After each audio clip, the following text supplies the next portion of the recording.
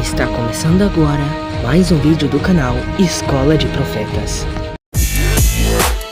Mais uma vez nós convidamos aqui no nosso estúdio agora eu vou te apresentar como Moré Robson Batista, que ele já esteve aqui falando sobre o cordel, falando sobre a literatura de cordel e tudo mais, né? Fizemos aqui alguns programas atrás e a gente em off, conversando, descobrimos que ele é um judeu, né? Resolvemos fazer, já que nós estamos entrando agora na Semana da Páscoa, justamente um programa voltado para a gente saber as diferenças da Páscoa judaica e da Páscoa cristã. Mas antes disso, nós vamos ter um aporte aqui teórico para ele explicar para a gente o que é o judaísmo, o que é o cristianismo, se existe algum livro diferente da Bíblia no judaísmo, e aí a gente vai fazendo esse bate-bola com o nosso amigo Robson, que eu já vou agradecer de antemão, porque eu não quero tomar muito tempo. Robson, muito obrigado mais uma vez por você estar aqui no Contextualizando, sempre informação relevante. E aí de cara já vou perguntar a diferença entre o judaísmo e o cristianismo. Se há diferença também na questão do livro da lei, entre a Bíblia, ou se tem algum outro livro lá no judaísmo, né, o Torá, ou a Torá, né, como é chamado, enfim. Eu queria que você fizesse essa diferença, sabendo que o judaísmo e o cristianismo, na verdade o catolicismo, vamos botar assim, são de matrizes cristãs, não é isso? Sinta-se à vontade e muito obrigado mais uma vez por dispensar esse tempo aqui Contextualizando. Obrigado, a gente agradece a oportunidade mais uma vez de estar de volta. Eu acho de grande relevância nós tratarmos de questões culturais, né? Questões educacionais. E claro que nós, quando entramos na área da religião, nós não estamos aqui para tomar partido nem do próprio judaísmo. Eu vou tomar o exemplo maior do mestre dos mestres, do grande rabino Yeshua HaMashiach, que não, mesmo sendo judeu, ele no momento das suas discussões, o povo que ele mais puxou a orelha, vamos colocar assim, foi o próprio judeu, né? Então nós não estamos aqui realmente para tomar uma bandeira, para levantar uma bandeira partidária. Mas é importante entender, nos dias de hoje, como se insere a Bíblia, quais as diferenças, né, do cristianismo para o judaísmo, o cristianismo sendo uma religião que, de certa forma, é oriunda do judaísmo. Algumas pessoas dizem que o cristianismo é um filho bastardo do judaísmo. Eu não gosto dessa expressão. Acho ela um pouco equívoca. Daqui a pouco a gente vai explicar por quê. Mas não é muito distante falar de Bíblia, falar de expressões religiosas, ideologias e crenças, do que falar de educação. Porque tudo gera em torno da educação. Deus é o maior educador que já existiu e já se manifestou na humanidade. O judaísmo, ele se diverge do cristianismo em aspectos muito visíveis. Primeiro, o aspecto tradicional de interpretação bíblica. Então, já adiantando para os nossos ouvintes, para as pessoas que têm curiosidade, o judeu ele tem duas Bíblias, né? Qual é a Bíblia que o judeu ortodoxo, não messiânico, e quando eu digo não messiânico, o judeu que não tem Jesus como Messias, vamos colocar assim. Porque, de certa forma, todo judeu é messiânico. Todo judeu espera um Messias. Mas vamos colocar assim, judeus tradicionais, eles não aceitam o Novo Testamento. Então, o Novo Testamento, para os judeus tradicionais, ortodoxos, ultra-ortodoxos, é um livro que não tem canonicidade, não tem reconhecimento. Pois os mesmos não reconhecem Jesus ainda como seu Messias. E eu digo ainda, que as profecias dizem que vai chegar um momento. Porque Jesus é o Messias, sem dúvida. Então o que acontece?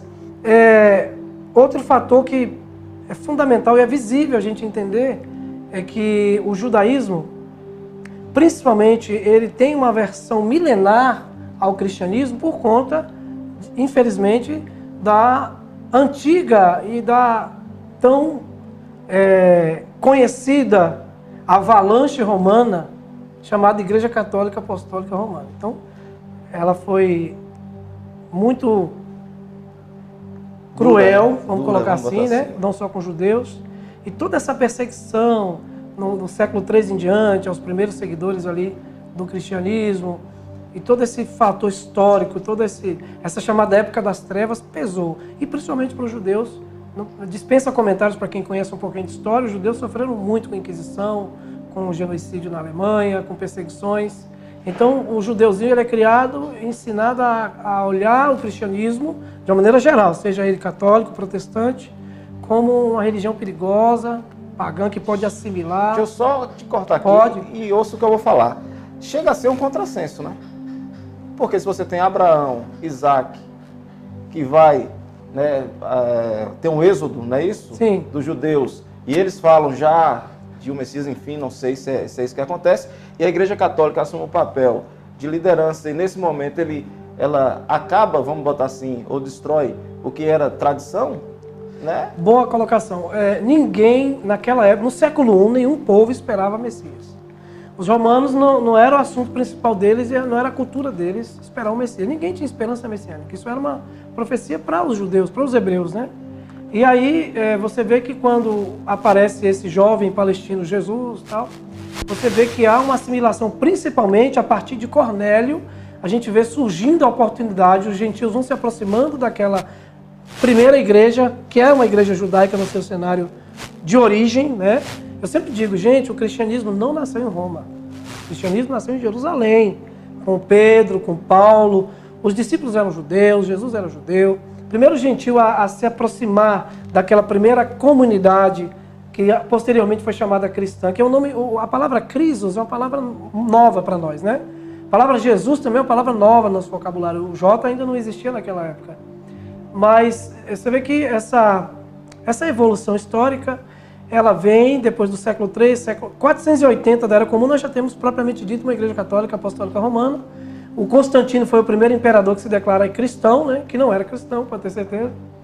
Mas aí você tem aí um vácuo, e as pessoas realmente procuram saber o que aconteceu entre a igreja primitiva e até a reforma. Onde é que foi parar esse povo, esses seguidores que vinham de uma igreja judaica? Porque a primeira igreja era judaica. Aí a gente coloca culpa não, né? Mas a responsabilidade na história. Porque por a gente estar no Ocidente, a história oriental ela ficou esquecida. E aí os judeus estão justamente na parte oriental da Europa. Exatamente. Exatamente, né? E nós estamos na parte ocidental. Exatamente. E aí você cria só uma história ocidental, você esquece da história oriental. Não é isso? Eu acho que um dos momentos mais importantes dessa entrevista vai ser essa fala que a gente vai abrir agora. Se você chegar para um rabino, hoje, qualquer rabino, eu amo meu povo judeu, sou descendente de judeu, eu sou a rapinha do tacho, mas sou descendente, né? Venho de uma família judaica de origem estrangeira, como milhões de brasileiros, eu sou um Bnei Anussim. Eu não gosto da palavra marrano, que é uma palavra muito pejorativa no judaísmo, mas Bnei Anussim, filho dos forçados. Meus antepassados eram católicos não por sua própria vontade, foram forçados a ser católicos para sobreviver. Perdemos muitos amigos, parentes e outros na Inquisição. Mas eu sou hoje um incógnita. Porque se você chegar para um rabino tradicional e disser assim, olha, um rapaz ali diz que é judeu e ele é servidor de Cristo. Ele diz que é judeu e o Jesus é o Messias dele. Então, para alguns rabinos, o meu trabalho hoje é me sentar num vácuo entre duas cadeiras. Porque para eles, ou você fica do lado do judaísmo ou você fica do lado do cristianismo. Não tem como você ser um e outro ao mesmo tempo. E é bonito que eu vou falar. Esse trabalho que eu faço é um trabalho que, para mim, vai ser a cura do mundo.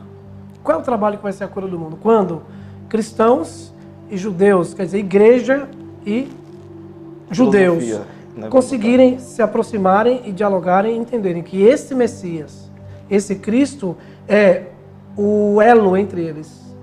Por quê? Porque esse Cristo deixou claro várias vezes aos seus discípulos que a sua missão era o quê? Era aproximar os gentios e não criar separatismo. Veja, observe as falas de Jesus. Observe as falas de Jesus. Se vocês fossem filhos de Abraão, vocês não queriam me matar. Verdade. Vocês não conhecem as profecias, por isso estão me chamando de filho de Beelzebul, né? Aí os gentios abraçam Paulo, abraçam Jesus, abraçam o Evangelho. Aí os judeus se enciumam. Isso no século I nós tivemos todas essas problemáticas aí. E o apóstolo Paulo foi considerado o apóstolo dos gentios. E é importante no finalzinho do bloco dizer o seguinte: Paulo era um doutor na lei. É como se Deus, entre os 12, ele dissesse assim, eu vou escolher o que mais conhece Torá, o que mais conhece judaísmo, para falar do Evangelho para os gentios. Então Deus não queria nos equiparar por baixo. Mandou um homem mais preparado, um doutor na lei, para trazer uma cura para o mundo. Porque a cura do mundo é curar a intolerância, é curar realmente a indiferença de um povo para com o outro, e entender que Jesus veio para uma universalização da Bíblia. Estamos de volta com mais um programa do Contextualizando Brasil, com nosso amigo Robson Batista, que é moré e, além de tudo, repentista, compositor, músico, enfim. Robson é uma miscelânea de cultura. Meu amigo, falamos agora sobre uma diferença, né? A diferença entre judaísmo e cristianismo, explicou, fantasticamente bem. Aí você ficou de falar sobre a diferença também da Bíblia, Bíblias, você né? já pega o gancho e retoma. Sim. E aí o costume da cultura judaica no Brasil. Eu falei no bloco anterior que seria sobre a Páscoa, não, a Páscoa vai ficar para o terceiro bloco. Então, a gente agora, no segundo bloco, vamos falar sobre o costume e a cultura judaica no Brasil. Fique à vontade. Para a gente não perder esse saboroso banquete que nós vamos ter falando sobre cultura hebraica no Brasil, que é fantástico. O Brasil é um país, em sua expressão popular, muito judaico. O Talmud é um livro de interpretação que o judeu usa para interpretar a Bíblia. Então, o judeu praticamente tem a sua Bíblia oral, que é aquilo que não foi registrado, escrito, né? E segundo os nossos sábios aí de Israel, o que Moisés escreveu está aqui no Pentateuco, na Torá. Torá, literalmente, é os 5 primeiros livros da Bíblia, mas Torá, no sentido geral, é toda a Escritura. Eu, como sou um judeu seguidor do Messias, Yeshua, para mim, Torá é Gênesis e Apocalipse. Torá significa uma palavra hebraica que vem do verbo yará, quer dizer, acertar o alvo. Pode ser lançar, mas mais precisamente Torá é acertar o alvo. E Torá também vem de uma palavra que traz para nós a ideia de instrução. Então, as instruções necessárias para se acertar o alvo e não errar o alvo. Então, toda a Bíblia é a Torá. Porém, o judeu tradicional, ele tem a Torá, que para ele é o Pentateuco, literalmente, e os profetas que vai até Malaquias. Então, como eu disse, eles não usam o Novo Testamento, não é canônico. Seria o Velho Testamento? O Velho Testamento nós chamamos erradamente de Velho Testamento. Sim. Nós chamamos de velho, mas não é velho. Então, no caso, eu posso chamar o Velho Testamento de Torá. Torá, não é errado. Fechou. Na verdade, o nome Taná é todo o chamado Velho Testamento. Torá é o Pentateuco. Taná é todo o Velho Testamento. O Pentateuco seria alguns livros? 5 livros de Moisés. Sim. 5 primeiros, né? Gênesis, Êxodo, Levítico, Números, Deuteronômio, né? Que tem nomes hebraicos, Bereshit, Shemot, né? Shemot, Bamidbar, Vaikra e Devarim. Então, a diferença é essa. O cristianismo tem o seu livro majoritário, o Novo Testamento, como autoridade máxima. E a gente sempre ensina isso no nosso projeto, chamado Escola de Profetas, que é um projeto que tem 5 anos, vai fazer 6, que se deve estudar a Bíblia começando realmente de Gênesis, para que você entenda por que um Redentor e por que um Messias, e o que é um Messias, qual é a função desse Messias. Então, basicamente é isso. Aqui na minha mão, por exemplo, eu tenho um presente que eu ganhei, é um Novo Testamento em hebraico, provando que nós temos muitos textos realmente recriados, né? Se você olhar, são textos recriados. E aí, se você tem um Novo Testamento em hebraico, você vai nos originais do texto, né? Foi escrito por homens em épocas diferentes. Alguns desses homens que escreveram o Novo Testamento não conheceram Jesus pessoalmente. Eles relataram o que ouviram falar de quem andou com Jesus. Então é importante você ter o máximo de fidelidade possível nos textos. Cultura hebraica no Brasil. Eu me chamo Robson José Batista.